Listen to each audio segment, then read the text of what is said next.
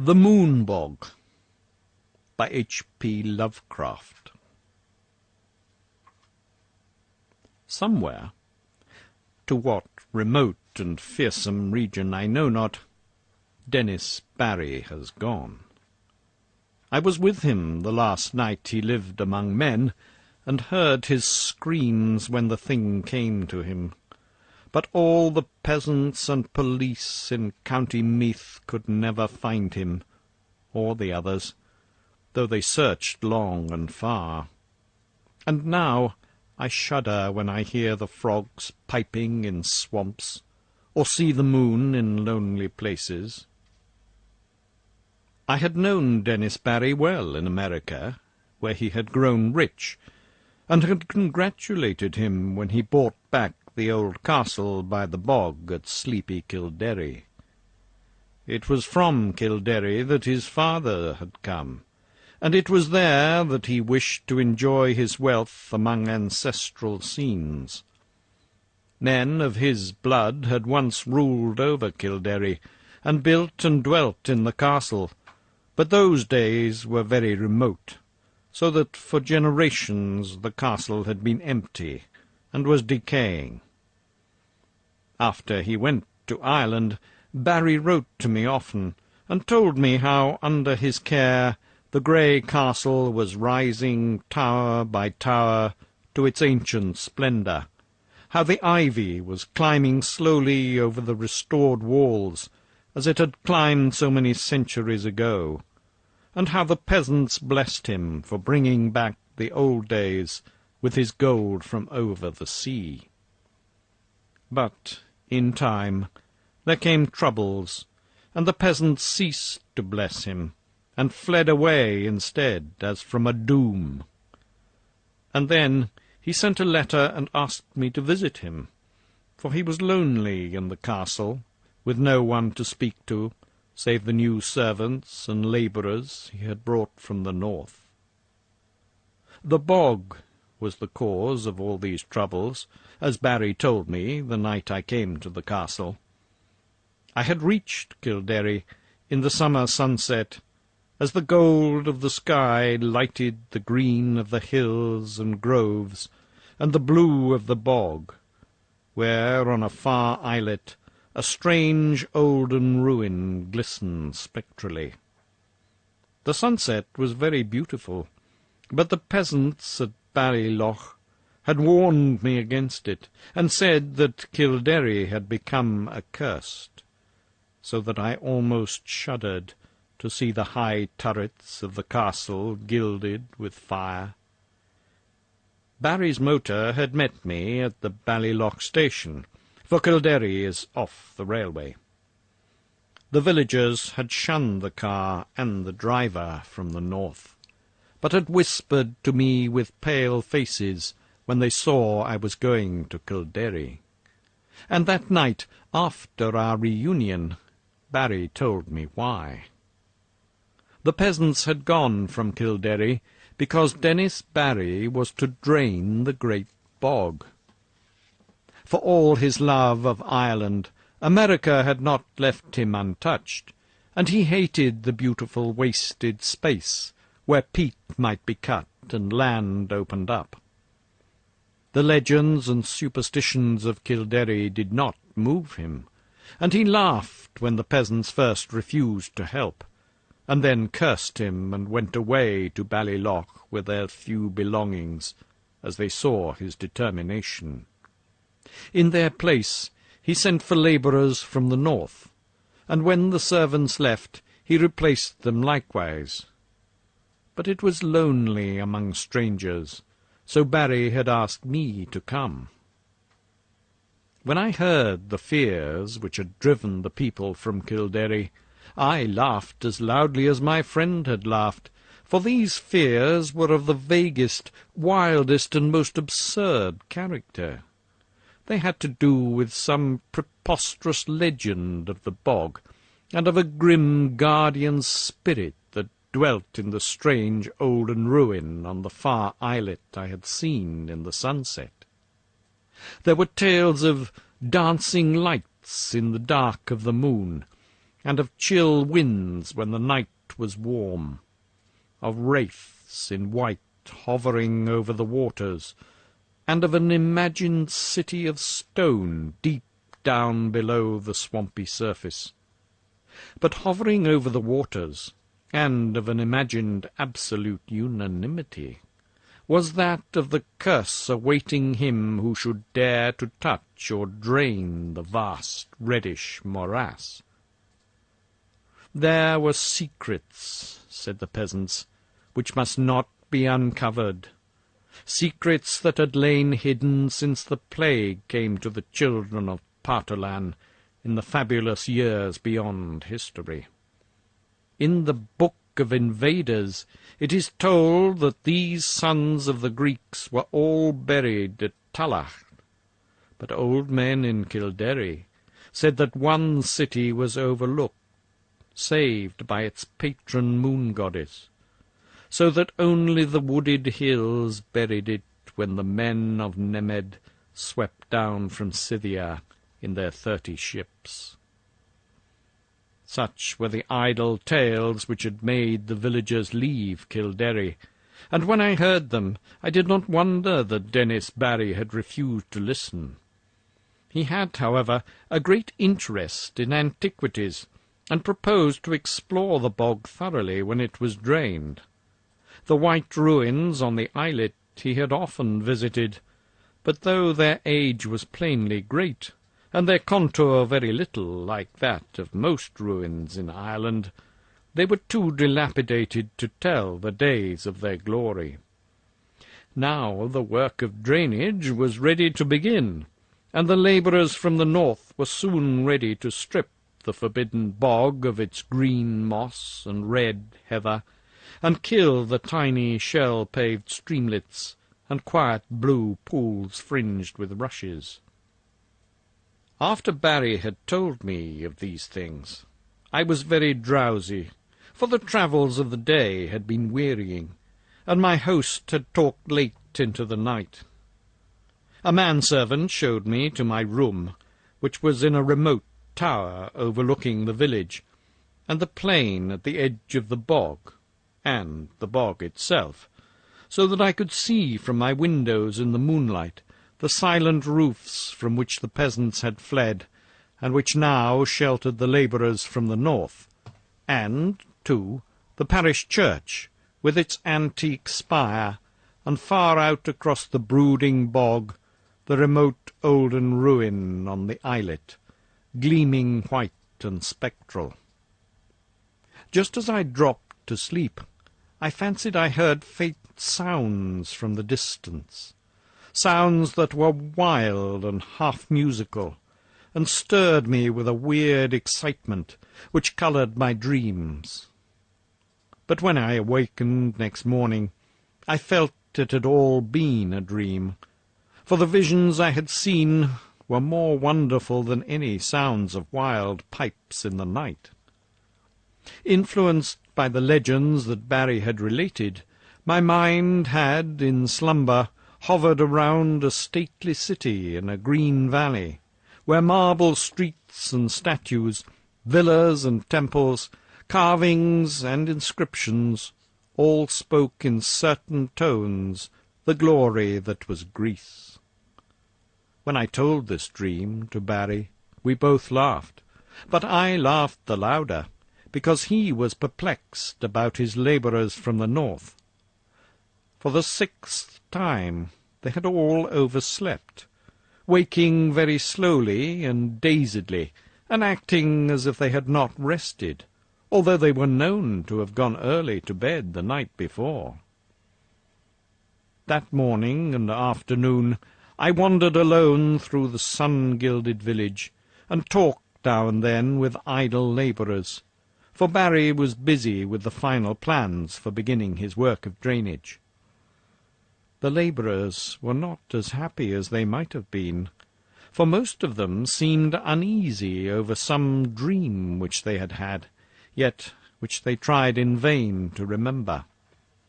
I told them of my dream, but they were not interested till I spoke of the weird sounds I thought I had heard. Then they looked oddly at me, and said that they seemed to remember weird sounds too. In the evening, Barry dined with me, and announced that he would begin the drainage in 2 days. I was glad, for although I disliked to see the moss and the heather and the little streams and lakes depart, I had a growing wish to discern the ancient secrets the deep matted peat might hide. And that night my dreams of piping flutes and marble peristyle came to a sudden and disquieting end, for upon the city in the valley I saw a pestilence descend, and then a frightful avalanche of wooded slopes that covered the dead bodies in the streets, and left unburied only the temples of Artemis on the high peak, where the aged moon priestess Cleis lay cold and silent, with a crown of ivory on her silver head. I had said that I awakened suddenly, and in alarm. For some time I could not tell whether I was waking or sleeping, for the sound of flutes still rang shrilly in my ears. But when I saw on the floor the icy moonbeams and the outlines of a latticed Gothic window, I decided I must be awake, and in the castle of Kildare.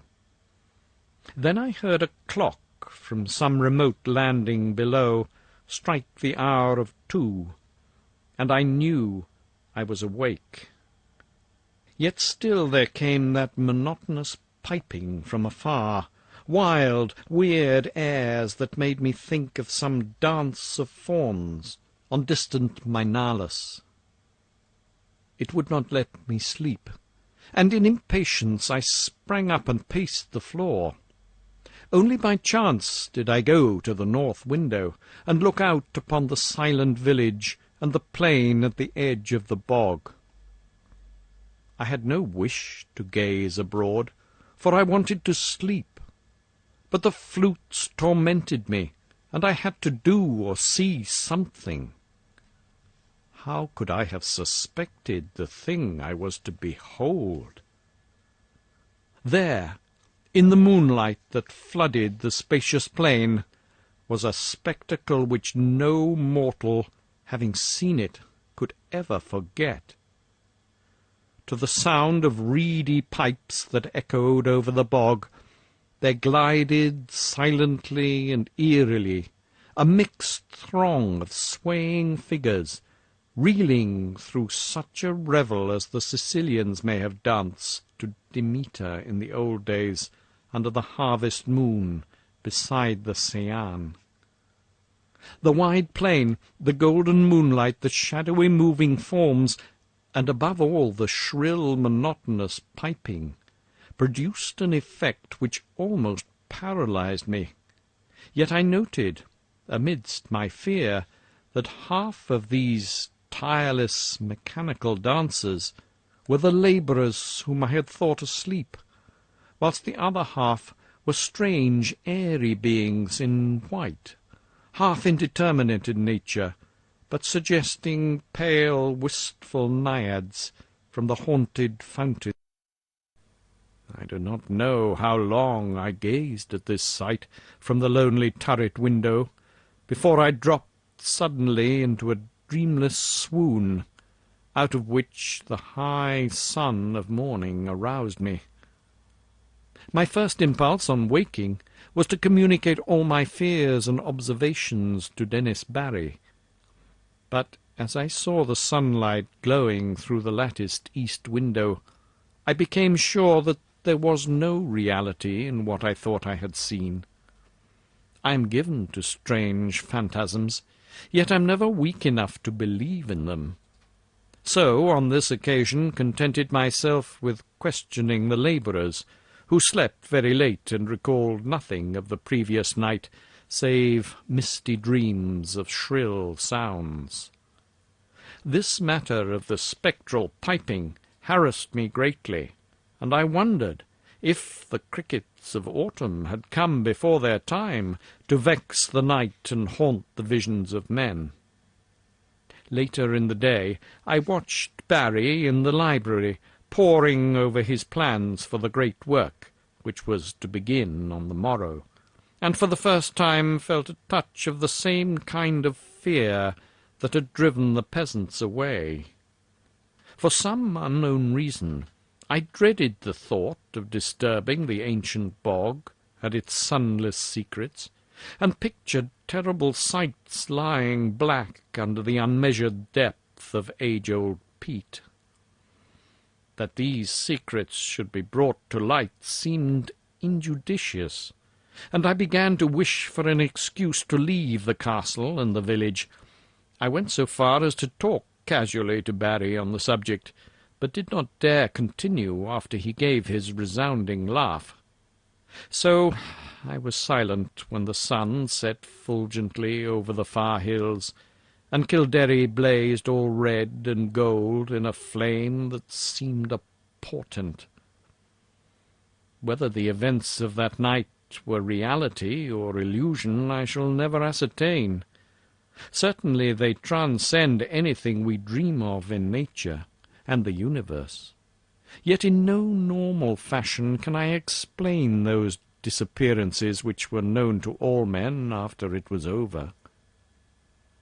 I retired early and full of dread, and for a long time could not sleep in the uncanny silence of the tower. It was very dark, for although the sky was clear, the moon was now well on the wane, and would not rise till the small hours.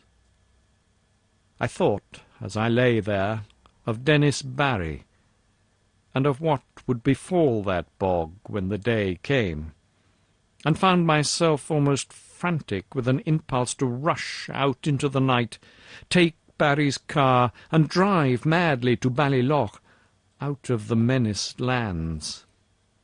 But before my fears could crystallize into action, I had fallen asleep, and gazed in dreams upon the city in the valley, cold and dead, under a shroud of hideous shadow. Probably it was the shrill piping that awaked me, yet that piping was not what I noticed first when I opened my eyes. I was lying with my back to the east window overlooking the bog, where the waning moon would rise, and therefore expected to see light cast on the opposite wall before me. But I had not looked for such a sight as now appeared. Light indeed glowed on the panels ahead, but it was not any light that the moon gives. Terrible and piercing was the shaft of ruddy refulgence that streamed through the Gothic window, and the whole chamber was brilliant with a splendour intense and unearthly. My immediate actions were peculiar for such a situation, but it is only in tales that a man does the dramatic and foreseen thing. Instead of looking out across the bog, towards the source of the new light, I kept my eyes from the window in panic and fear, and clumsily drew on my clothing with some dazed idea of escape. I remember seizing my revolver and hat, but before it was over I had lost them both, without firing the one or donning the other. After a time, the fascination of the red radiance overcame my fright, and I crept to the east window, and looked out, whilst the maddening, incessant piping whined and reverberated through the castle and all over the village. Over the bog was a deluge of flaring light, scarlet and sinister, and pouring from the strange olden ruin on the far islet. The aspect of that ruin I cannot describe. I must have been mad, for it seemed to rise, majestic and undecayed, splendid and column-cinctured, the flame-reflecting marble of its entablature piercing the sky like the apex of a temple on a mountain-top. Flutes shrieked and drums began to beat, and as I watched in awe and terror, I thought I saw dark, saltant forms silhouetted grotesquely against the vision of marble and effulgence. The effect was titanic, altogether unthinkable, and I might have stared indefinitely, had not the sound of the piping seemed to grow stronger at my left. Trembling with a terror oddly mixed with ecstasy, I crossed the circular room to the north window, from which I could see the village and the plain at the edge of the bog. There my eyes dilated again with a wild wonder as great as if I had not just turned from a scene beyond the pale of nature, for on the ghastly red-lit plain was moving a procession of beings in such a manner as none ever saw before, save in nightmares. Half gliding, half floating in the air, the white-clad bog-wraiths were slowly retreating towards the still waters and the island ruin, in fantastic formations suggesting some ancient and solemn ceremonial dance. Their waving, translucent arms, guided by the detestable piping of those unseen flutes, beckoned in uncanny rhythm of a throng of lurching labourers who followed dog-like with blind, brainless, floundering steps, as if dragged by a clumsy but resistless demon will. As the naiads neared the bog, without altering their course, a new line of stumbling stragglers zigzagged drunkenly out of the castle from some door far below my window, groped sightlessly across the courtyard and through the intervening bit of village, and joined the floundering column of labourers on the plain.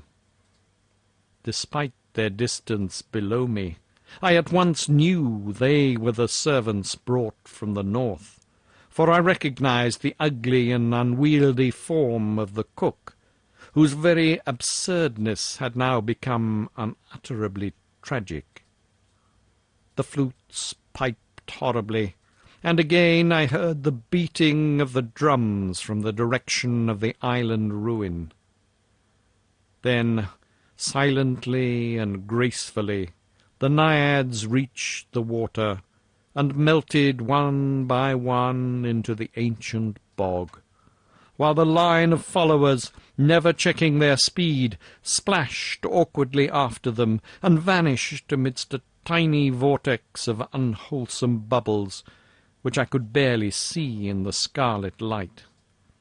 And as the last pathetic straggler, the fat cook, sank heavily out of sight in that sullen pool, the flutes and the drums grew silent, and the blinding red rays from the ruins snapped instantaneously out, leaving the village of doom lone and desolate in the wan beams of a new-risen moon.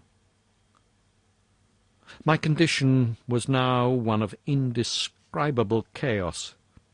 Not knowing whether I was mad or sane, sleeping or waking, I was saved only by a merciful numbness. I believe I did ridiculous things, such as offering prayers to Artemis, Latona, Demeter, Persephone, and Pluton. All that I recalled of a classical youth came to my lips as the horrors of the situation roused my deepest superstitions. I felt I had witnessed the death of a whole village, and knew I was alone in the castle with Dennis Barry, whose boldness had brought down a doom. As I thought of him, new terrors convulsed me, and I fell to the floor, not fainting, but physically helpless. Then I felt the icy blast from the east window, where the moon had risen, and began to hear the shrieks in the castle far below. Soon these shrieks had attained a magnitude and quality which cannot be written of, and which make me faint as I think of them. All I can say is that they came from something I had known as a friend. At some time during this shocking period, the cold wind and the screaming must have roused me, for my next impression is of racing madly through inky rooms and corridors, and out across the courtyard into the hideous night. They found me at dawn, wandering mindless near Ballyloch. But what unhinged me utterly was not any of the horrors I had seen or heard before. What I muttered about it as I came slowly out of the shadows was a pair of fantastic incidents which occurred in my flight, incidents of no significance, yet which haunt me unceasingly when I am alone in certain marshy places or in the moonlight. As I fled from that accursed castle along the bog's edge, I heard a new sound, common, yet unlike any I had heard before at Kildare. The stagnant waters, lately quite devoid of animal life, now teemed with a horde of enormous slimy frogs, which piped shrilly and incessantly in tones strangely out of keeping with their size. They glistened, bloated and green in the moonbeams, and seemed to gaze up at the fount of light. I followed the gaze of one very fat and ugly frog, and saw the second of the things which drove my senses away. Stretching directly from the strange olden ruin on the far islet to the waning moon, my eyes seemed to trace a beam of faint, quivering radiance, having no reflection in the waters of the bog. And upward, along that pallid path, my fevered fancy pictured a thin shadow slowly writhing, a vague, contorted shadow, struggling as if drawn by unseen demons. Crazed as I was, I saw in that awful shadow a monstrous resemblance, a nauseous, unbelievable caricature, a blasphemous effigy of him who had been Dennis Barry. The end.